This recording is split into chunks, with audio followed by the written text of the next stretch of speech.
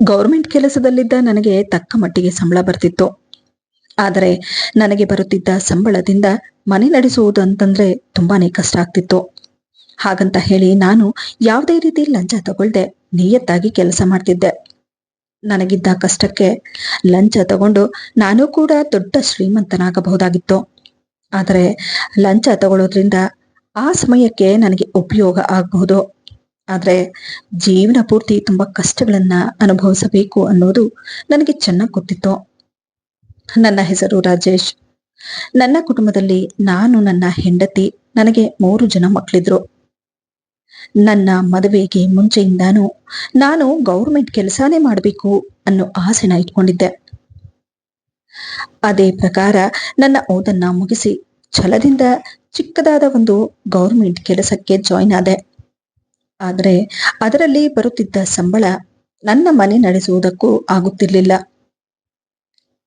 ಆದ್ರೂ ಕೆಲಸನ ಬಿಡಬಾರ್ದು ಅನ್ನೋ ಕಾರಣದಿಂದಾಗಿ ಅದೇ ಸಂಬಳಕ್ಕೆ ನಾನು ಕೆಲಸಕ್ಕೆ ಹೋಗ್ತಿದ್ದೆ.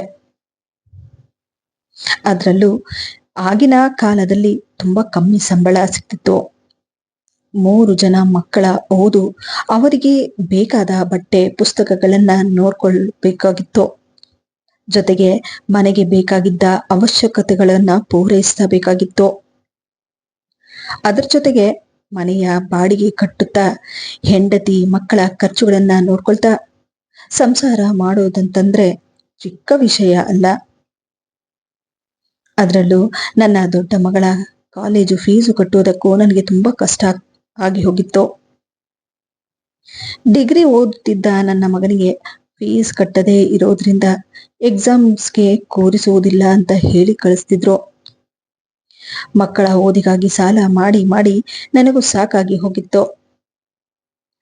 ಫೀಸ್ ಕಟ್ಟಿದ್ರೆ ಮನೆಗೆ ರೇಷನ್ ಕಮ್ಮಿ ಆಗ್ತಿತ್ತು. ಏನ್ ಮಾಡಬೇಕು ಅನ್ನೋದೇ ನನಗೆ ತೋಚದ ಹಾಗಾಗಿ ಹೋಗಿತ್ತು. ಇದನ್ನೆಲ್ಲ ನೋಡಿದ ನಾನು ಕೊನೆಗೂ ಒಂದು ನಿರ್ಧಾರವನ್ನ ಮಾಡಿ ನೇರವಾಗಿ ನನ್ನ ಮಕ್ಕಳ ಬಳಿ, ನೋಡಿ ಮಕ್ಕಳ, ನನಗೆ ಬರ್ತಾ ಇರೋ ಸಂಬಳದಿಂದ ಮನೆ ನಡೆಸುವುದು ತುಂಬಾ ಕಷ್ಟ ಆಗ್ತಿದೆ.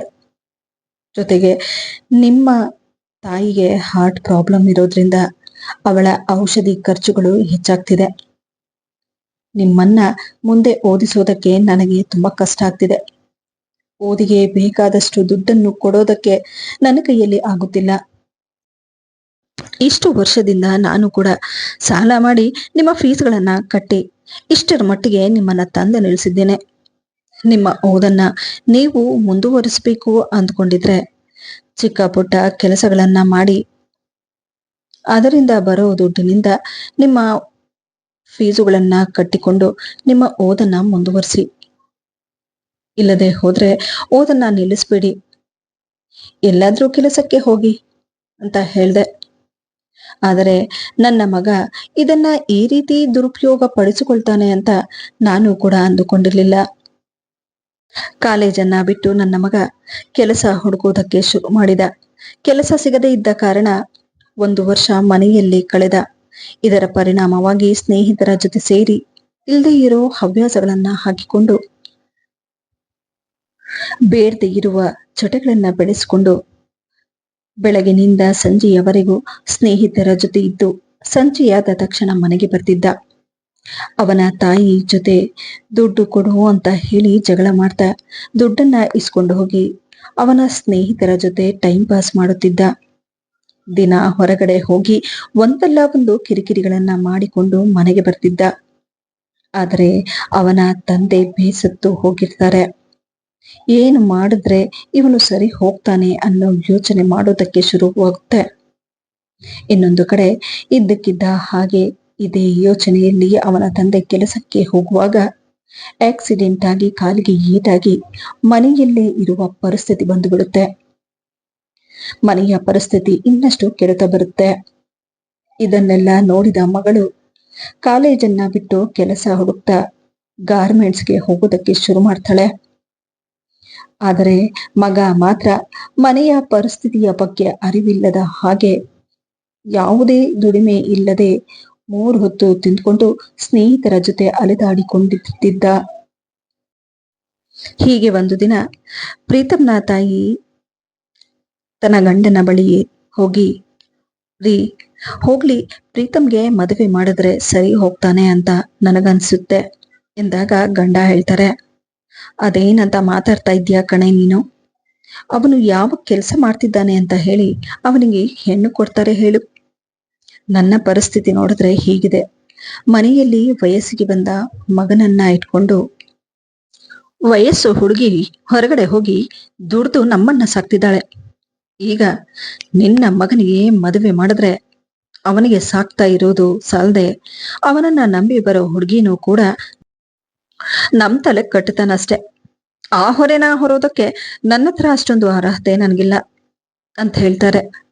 ಆದ್ರೆ ಅವನ ತಾಯಿಗೆ ಮಾತ್ರ ಮನೆಗೆ ಬರುವ ಸೊಸೆಯ ಕಾಲ್ಗುಣದಿಂದ ಆದ್ರೂ ನನ್ನ ಮಗ ಸರಿ ಹೋಗ್ತಾನೆ ಅನ್ನೋ ನಂಬಿಕೆಯನ್ನ ಇಟ್ಕೊಂಡಿರ್ತಾರೆ. ಹಾಗಾಗಿ ಹೇಗಾದ್ರೂ ಮಾಡಿ ಗಂಡನನ್ನ ಒಪ್ಪಿಸುವ ಪ್ರಯತ್ನವನ್ನ ಮಾಡ್ತಾ ಹೇಳ್ತಾರೆ, ಅಲ್ಲರಿ, ನನ್ನ ಮಗನಿಗೆ ಮದುವೆ ಮಾಡಿದ್ಮೇಲೆ ಅವನಿಗೂ ಮಕ್ಕಳು ಮರಿ ಅಂತ ಆದ್ಮೇಲೆ ಅವನಿಗೂ ಜವಾಬ್ದಾರಿ ಅಂತ ಬರುತ್ತೆ. ಹೀಗೆ ಬಿಟ್ರೆ ಇರೋ ಒಬ್ಬ ಮಗ ಕೈಗೂ ಸಿಗೋದಿಲ್ಲ ಅಂತ ಹೇಳಿ ಅವರ ಬುದ್ಧಿವಂತಿಕೆಯಿಂದ ಗಂಡನನ್ನ ಒಪ್ಪಿಸ್ತಾರೆ. ಆಗ ಗಂಡ ಹೇಳ್ತಾರೆ, ಅಲ್ಲ ಕಣೆ, ನೀನು ಹೇಳೋ ಮಾತು ಸರಿ ಅನ್ನೋದಾದ್ರೆ ಅವನ ಮದುವೆ ಮಾಡೋದಕ್ಕೆ ನಮ್ಮ ಹತ್ರ ಅಷ್ಟು ದುಡ್ಡು ಎಲ್ಲಿದೆ? ಮದುವೆ ಅಂದ್ರೆ ತಮಾಷೆ ಇಲ್ಲ ನೋಡಿ. ತಕ್ಕ ಮಟ್ಟಿಗೆ ನನ್ನ ಮಗ ಓದಿದ್ದಾನೆ. ಹೇಗೂ ನಿಮ್ಮ ಸ್ನೇಹಿತ ಅವರ ಮಗಳಿಗೆ ನಮ್ಮ ಮಗನಿಗೆ ಕೊಟ್ಟು ಮದುವೆ ಮಾಡ್ಕೊಳ್ಳೋದಕ್ಕೆ ಹೇಳ್ತಿದ್ದಾರಲ್ಲ, ಈ ಸಂಬಂಧ ಯಾಕೆ ಬಿಡ್ಬೇಕು? ಯಾವುದೇ ವರದಕ್ಷಿಣೆ ತಗೊಳ್ದೆ ಸಿಂಪಲ್ ಆಗಿ ಮದುವೆ ಮಾಡ್ಕೊಂಡು ಬಂದ್ರೆ ಆಗುತ್ತಲ್ವಾ? ಅವರು ಕೂಡ ಒಪ್ಕೊಂಡಿದ್ದಾರೆ. ಅವಳು ಕೂಡ ಓದಿರೋ ಹುಡುಗಿ. ಮದುವೆಯಾದ ಮೇಲೆ ಗಂಡನ ಸರಿಪಡಿಸ್ಕೊಳ್ತಾಳೆ. ಬೇಕಾದ್ರೆ ಮದುವೆಯಾದ ಮೇಲೆ ಇಬ್ರು ಕೆಲಸಕ್ಕೆ ಹೋಗ್ಲಿ ಬಿಡಿ. ನೋಡಿ, ಮತ್ತೆ ಮತ್ತೆ ನಮಗಿಂತ ಅವಕಾಶಗಳು ಸಿಗೋದಿಲ್ಲ. ಆ ದೇವರ ಮೇಲೆ ಭರವಸೆನ ಹಾಕಿ ಈ ಮದುವೆಗೆ ಒಪ್ಪಿಕೊಳ್ಳಿ ಎಂದಾಗ ಗಂಡ ಹೇಳ್ತಾರೆ, ನೀನ್ ಹೇಳೋದೇನೋ ಸರಿನೇ. ಇವನನ್ನ ಮದುವೆಯಾದ ಮೇಲೆ ಆ ಬಡಪಾಯಿ ಹುಡುಗಿ ಅವನನ್ನ ಹೇಗೆ ಸಹಿಸ್ಕೊಂಡು ಹೋಗ್ತಾಳೋ ಏನೋ. ಇರೋ ವಿಷಯನ ಅವನ ಮುಂದೆ ಇಟ್ಟು ಮದುವೆಯ ವಿಷಯನ ಮಾತಾಡ್ತೀನಿ. ಅವ್ರು ಒಪ್ಕೊಂಡ್ರೆ ಮಾತುಕತೆಯನ್ನ ಮುಂದುವರ್ಸೋಣ ಎಂದು ಹೇಳಿ ಅವರು ಮೌನವಾಗ್ತಾರೆ. ಇನ್ನು ಇದರ ಬಗ್ಗೆ ಪ್ರಸ್ತಾಪ ಮಾಡುವುದಕ್ಕಂತ ಹೇಳಿ ಸ್ನೇಹಿತನಿಗೆ ಫೋನ್ ಮಾಡಿ ಮಾತನಾಡಿದ ಅವರ ಸ್ನೇಹಿತ ಹಿಂದು ಮುಂದು ಯೋಚನೆ ಮಾಡದೆ ಮದುವೆಗೆ ಒಪ್ಪಿಕೊಳ್ತಾ ಅವರು ಹೇಳ್ತಾರೆ, ಅಲ್ಲ ಕಣಯ್ಯ, ನನ್ನ ಪ್ರಾಣ ಸ್ನೇಹಿತ ನೀನು. ನಿನ್ನ ಮನೆತನ ಹೇಗೆ ಅನ್ನೋದು ನನಗೆ ಚೆನ್ನಾಗಿ ಗೊತ್ತು. ನಿನ್ನ ಮಗನ ಬಗ್ಗೆನೂ ನನಗೆ ಚೆನ್ನಾಗಿ ಗೊತ್ತಿದೆ. ನಿನ್ನ ಮಗನ ನಡವಳಿಕೆಯನ್ನ ನೋಡಿ ನಿನ್ನ ಮಗ ಕಾಲೇಜ್ಗೆ ಹೋಗುವ ಟೈಮಲ್ಲೇ ನನ್ನ ಮಗಳಿಗೆ ಅವನಿಗೆ ಕೊಟ್ಟು ಮದುವೆ ಮಾಡ್ಬೇಕು ಅಂತ ನಿರ್ಧಾರ ಮಾಡಿ ನಿನ್ನ ಹತ್ರ ಕೂಡ ಇದ್ರ ಬಗ್ಗೆ ಮಾತಾಡಿದ್ದೀನಿ ನಾನು. ಆದ್ರೆ ಮನೆಯ ಪರಿಸ್ಥಿತಿಯಿಂದಾಗಿ ಅವನು ಈ ರೀತಿ ಆಗಿದ್ದಾನಷ್ಟೇ. ಅವನು ಎಂತಹ ಹುಡುಗ ಅನ್ನೋದು ನನಗೆ ಚೆನ್ನಾಗಿ ಗೊತ್ತಿದೆ. ಮನೆಗೆ ಬಂದ್ರೆ ಸಂತೋಷವಾಗಿರ್ತಾಳೆ ಅನ್ನೋ ಭರವಸೆ ಕೂಡ ನನಗಿದೆ ಎಂದು ಅವರು ಹೇಳಿದ ಮಾತನ್ನ ಕೇಳಿ ಹುಡುಗನ ತಂದೆಗೆ ಆಶ್ಚರ್ಯವಾಗ್ತಿತ್ತು. ಅಲ್ಲ ಕಣೋ, ಮಗಳಿಗೆ ಮದುವೆ ಮಾಡಿದ್ರೆ ಮನೆಗೆ ಬರುವ ಅಳಿಯ ಒಳ್ಳೆ ಕೆಲಸದಲ್ಲಿರಬೇಕು ಅನ್ನೋದು ಮಗಳ ತಂದೆ ತಾಯಿಯ ಆಸೆ ಆಗಿರುತ್ತೆ. ಆದ್ರೆ ನೀನ್ ನೋಡಿದ್ರೆ ಎಂದಾಗ, ದುಡ್ಡಿಗಿಂತ ಮನೆತನ ಚೆನ್ನಾಗಿರ್ಬೇಕು ಕಣಪ್ಪ. ದುಡ್ಡನ್ನ ಯಾರು ಬೇಕಾದ್ರೂ ಸಂಪಾದನೆ ಮಾಡ್ಬೋದು. ಹುಡುಗನ ಮನೆತನ ಬಡತನದಲ್ಲಿದ್ರೂ ಆ ಮನೆಯಲ್ಲಿರುವವರ ಮನಸ್ಸು ಮಾತ್ರ ದೊಡ್ಡದಾಗಿರ್ಬೇಕು ನೋಡು.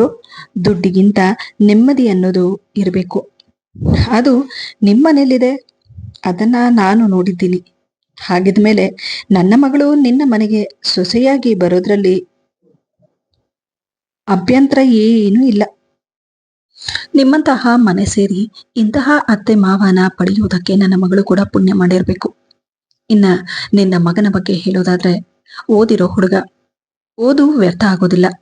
ನನ್ನ ಮಗಳು ಬಂದ ಮೇಲೆ ಸರಿ ಮಾಡ್ಕೊಳ್ತಾಳೆ ಬಿಡು. ನೋಡು, ಇನ್ನು ಯೋಚನೆ ಮಾಡೋದ್ರಿಂದ ಏನೂ ಪ್ರಯೋಜನ ಇಲ್ಲ.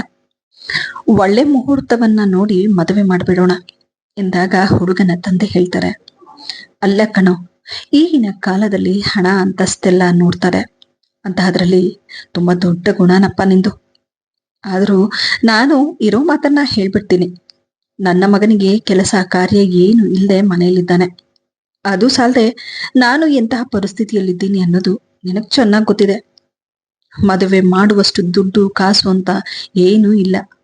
ನಮ್ಮ ಮನೆಗೆ ಬರುವ ಸೊಸೆಗೆ ಯಾವುದೇ ರೀತಿ ಒಡವೆ ಹಾಕದೆ ಹೇಗೆ ಮದುವೆ ಮಾಡಿಕೊಂಡು ಮನೆಗ್ ಕರ್ಕೊಂಡು ಬರೋದಕ್ಕಾಗುತ್ತೆ ಹೇಳು? ಇನ್ನು ನನ್ನ ಪರಿಸ್ಥಿತಿಯನ್ನೆಲ್ಲ ನಾನು ಹೇಳಿದ್ದೀನಿ.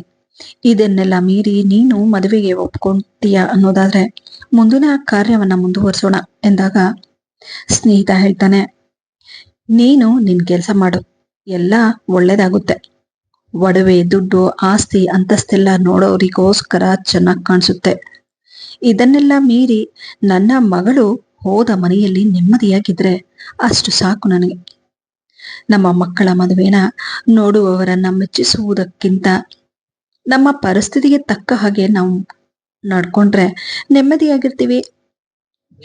ನನಗೂ ಇರೋದು ಒಬ್ಬಳೆ ಮಗಳು, ಇಷ್ಟೊಂದು ಆಸ್ತಿ ಅಂತಸ್ತಿದೆ ಅಂತಂದ್ಮೇಲೆ ಅವಳು ಹೊರಗೆ ಹೋಗಿ ದುಡಿಬೇಕು ಅಂತ ಏನಿಲ್ಲ. ನನ್ನ ಇರುವ ಆಸ್ತಿ ಅಂತಸ್ತೆಲ್ಲ ಅವಳದೇ ಅಲ್ವಾ? ಜನ ಏನ್ ಅನ್ಕೊಳ್ತಾರೋ ಅನ್ನೋ ಚಿಂತೆ ನಿನಗಿದ್ರೆ ಒಂದು ಕೆಲಸ ಮಾಡೋಣ. ಅದ್ಧೂರಿಯಾಗಿ ಮದುವೆ ಮಾಡದೆ ಸಿಂಪಲ್ ಆಗಿ ನಮಗ್ ಬೇಕಾಗಿರೋವರವ್ರನ್ನ ಮಾತ್ರ ಕರೆದು ಮದುವೆ ಮಾಡೋಣ. ನೋಡು, ಮುಂದೆ ಏನೇನು ಮಾಡಬೇಕು ಅದನ್ನ ಯೋಚನೆ ಮಾಡಿ ಹೇಳು ಎಂದು ಹೇಳಿ ಹುಡುಗಿಯ ತಂದೆ ಫೋನನ್ನ ಇರ್ತಾರೆ. ಸ್ನೇಹಿತನ ಮಾತನ್ನ ಕೇಳಿದ ರಾಜೇಶ್ ಅವರಿಗೆ ಮುಂದೆ ಏನ್ ಮಾಡಬೇಕು ಅನ್ನೋದು ತೋಚದ ಹಾಗಾಗುತ್ತೆ. ಕೈಯಲ್ಲಿ 1 ರೂಪಾಯಿ ಇಲ್ಲ. ಮದುವೆ ಅಂದ್ರೆ ದುಡ್ಡಿಲ್ದೆ ಏನೇನು ಆಗೋದಿಲ್ಲ. ಏನು ಮಾಡಬೇಕು ಅನ್ನೋ ಯೋಚನೆಯಲ್ಲಿ ಕುಳಿತು ಬಿಡ್ತಾರೆ. ಅಷ್ಟರಲ್ಲಿ ಹೆಂಡತಿ ಗಂಡನ ಪಕ್ಕ ಬಂದು ಕುಳಿತುಕೊಂಡು, ಯಾಕ್ರಿ, ಏನಾಯ್ತು? ಅವರೇ ಸಂತೋಷದಿಂದ ಈ ಮದುವೆ ಮಾಡ್ಕೊಳ್ತೇವೆ ಅಂತ ಒಪ್ಕೊಂಡ ಮೇಲೆ ನೀವ್ಯಾಕೆ ಇಷ್ಟು ಯೋಚನೆ ಮಾಡ್ತಿದ್ದೀರಾ? ಅಲ್ಲ ಕಣೆ, ಅವನೇನೋ ನನ್ನ ಸ್ನೇಹಿತ, ಸಿಂಪಲ್ ಆಗಿ ಮದುವೆ ಮಾಡೋಣ ಅಂತ ಹೇಳ್ದ. ಹಾಗಂತ ಹೇಳಿ ಅವನು ನನ್ನ ಮಗನಿಗೆ ಒಡವೆ ಹಾಕಿದಾಗ ನಾವು ನಮ್ಮ ಮನೆಗೆ ಬರುವ ಸೊಸೆಗೆ ಏನು ಹಾಕ್ತೀರಾ ಹೇಗೆ ಮದುವೆ ಮಾಡ್ಕೊಂಡು ಬರೋದಕ್ಕಾಗುತ್ತೆ ಹೇಳು ಎಂದಾಗ ಹೆಂಡತಿ, ರೀ, ಅಷ್ಟೆಲ್ಲ ಯಾಕೆ ಯೋಚನೆ ಮಾಡ್ತಾ ಇದ್ದೀರಾ? ಸದ್ಯಕ್ಕೆ ನನ್ನ ಹತ್ರ ಸ್ವಲ್ಪ ಒಡವೆಗಳಿವೆ, ಅದನ್ನೆಲ್ಲ ಮಾರಿ ಹುಡುಗಿಗೆ ಬೇಕಾಗಿರುವ ಒಡವೆಗಳನ್ನ ಹಾಕಿದ್ರೆ ಆಗುತ್ತೆ. ನೋಡಿ, ತುಂಬಾ ಯೋಚನೆ ಮಾಡಬೇಡಿ. ಇಂತಹ ಅವಕಾಶಗಳು ಮತ್ತೆ ಮತ್ತೆ ಬರೋದಿಲ್ಲ. ನೀನು ಹೇಳೋದು ಸರಿ ಕಣೆ, ಆದ್ರೆ ಇರುವ ಒಡವೆಯನ್ನೆಲ್ಲ ಮಾರ್ಬಿಟ್ರೆ ಮಗನ ಮದುವೆಗೆ ನಿನಗೆ ಒಡವೆ ಇಲ್ಲದ ಹಾಗ ಆಗ್ಬಿಡುತ್ತಲ್ವಾ? ರೀ, ಈಗಾಗ್ಲೇ ನಮ್ಮ ಮನೆಯ ಪರಿಸ್ಥಿತಿ ತುಂಬಾ ಕೆಟ್ಟು ಹೋಗಿದೆ. ಸದ್ಯಕ್ಕೆ ಒಡವೆಗಿಂತ ಮಗನ ಫ್ಯೂಚರ್ ಮುಖ್ಯ. ಮನೆಗೆ ಬರುವ ಸೊಸೆಯ ಕಾಲ್ಗುಣದಿಂದ ನನ್ನ ಮಗ ಸರಿ ಹೋಗ್ತಾನೆ ಅನ್ನೋ ಭರವಸೆ ನನಗಿದೆ. ಇಷ್ಟು ವರ್ಷದಿಂದ ನಾನು ಒಡವೆನ ಹಾಕಿದ್ದೇನೆ, ಈಗ ನನಗೆ ಅದರ ಅವಶ್ಯಕತೆ ಇಲ್ಲ. ನೋಡಿ, ಇದ್ರ ಬಗ್ಗೆ ನೀವು ಯೋಚನೆ ಮಾಡದೆ ಮೊದಲು ಹೋಗಿ ಒಡವೆನ ಮಾರ್ಬಿಟ್ಟು ಬನ್ನಿ. ಅಲ್ಲಿಗಾಗಲೇ ಮದುವೆಯ ಮಾತುಕತೆ ಎಲ್ಲ ಮುಗಿದು ತಯಾರಿಗಳು ಶುರುವಾಗುತ್ತೆ. ಕೊನೆಗೂ ಎಲ್ಲರೂ ಅಂದುಕೊಂಡ ಹಾಗೆ ಸಿಂಪಲ್ ಆಗಿ ಮದುವೆ ಮಾಡ್ಕೊಂಡು ಸೊಸೆಯನ್ನ ಮನೆಗೆ ಕರೆದುಕೊಂಡು ಬರ್ತಾರೆ. ಇಷ್ಟು ದಿನದಿಂದ ಐಷಾರಾಮಿಯಾಗಿ ಬದುಕುತ್ತಿದ್ದ ಮಗ ಹೆಂಡತಿ ಬಂದ ಕೂಡಲೇ ಹೆಂಡತಿ ಕೆಲಸಕ್ಕೆ ಹೋಗೋದಕ್ಕೆ ಶುರು ಮಾಡ್ತಾಳೆ. ಇತ್ತ ಅವನು ಕೂಡ ಹೆಣ್ಣಾಗಿ ಅವಳೇ ದುಡಿಯುತ್ತಿದ್ದಾಳೆ ಅಂತಂದ್ಮೇಲೆ ನಾನ್ ಯಾಕೆ ದುಡಿಬಾರ್ದು, ನಾನು ಕೂಡ ಸಂಪಾದನೆ ಮಾಡಬೇಕು ಎನ್ನುವುದು ಅವನಿಗೆ ಕಾಡೋದಕ್ಕೆ ಶುರುವಾಗುತ್ತೆ. ಇನ್ನು ಈ 2 ವರ್ಷಗಳು ಬೇಡದೆ ಇರೋ ವಿಷಯಕ್ಕೆ ನನ್ನ ಸಮಯನ ಕಳೆದುಬಿಟ್ಟೆ. ಆದ್ರೆ ಈಗ ನನಗೂ ಮದುವೆಯಾಗಿದೆ. ಹೆಂಡತಿಯ ಸಂಪಾದನೆಯಲ್ಲಿ ಕುಂದು ತಿನ್ನುವಷ್ಟು ಕೀಳಾಗಬಾರ್ದು ನಾನು ಎಂದು ಹೇಳಿ ಅವನಿಗೆ ತಕ್ಕ ಕೆಲಸಗಳನ್ನ ಹುಡುಕೋದಕ್ಕೆ ಶುರು ಮಾಡ್ತಾನೆ. ಹೆಂಡತಿ ಬಂದ ಮೇಲೆ ಅವನ ಕಣ್ಣುಗಳು ತೆರೆಯುತ್ತವೆ. ಇತ್ತ ಹುಡುಗನ ತಂದೆಗೆ ತನ್ನ ಹೆಂಡತಿ ಹೇಳಿದ ಆ ಮಾತು, ಮದುವೆ ಮಾಡಿದ್ರೆ ಮಗ ಸರಿ ಹೋಗ್ತಾನೆ ಅನ್ನುವ ಮಾತು ನೆನಪಿಗೆ ಬರುತ್ತೆ. ಇತ್ತ ಮದುವೆಗೂ ಮುಂಚೆ ಕೆಲಸ ಕಾರ್ಯವಿಲ್ಲದೆ ಮೋಜು ಮಸ್ತಿ ಮಾಡಿಕೊಂಡಿದ್ದ ಮಗನಿಗೆ ಹೆಂಡತಿ ಬಂದ ತಕ್ಷಣ ದುಡ್ಡನ್ನ ಸಂಪಾದನೆ ಮಾಡಬೇಕು ಅನ್ನುವ ದಾಹ ಹೆಚ್ಚಾಗುತ್ತೆ. ಇದರಿಂದಾಗಿ ಅವನು ಕೂಡ ಒಬ್ಬ ಜವಾಬ್ದಾರಿಯುತ ಮನುಷ್ಯನಾಗ್ತಾನೆ. ಇಲ್ಲಿ ಅರ್ಥ ಮಾಡಿಕೊಳ್ಳಬೇಕಾದ ವಿಷಯವೇನೆಂದ್ರೆ, ಮನುಷ್ಯನಾದ ಮೇಲೆ ಕಷ್ಟ ಬರುವುದು ಸಾಮಾನ್ಯ. ಅದನ್ನ ಯಾವತ್ತೂ ದುರುಪಯೋಗ ಪಡಿಸಿಕೊಳ್ಳಬಾರದು. ಅಂದು ಪ್ರೀತಮ್ ಕೂಡ ಮಾಡಿದ್ದು ಅದೇ ಕೆಲಸ.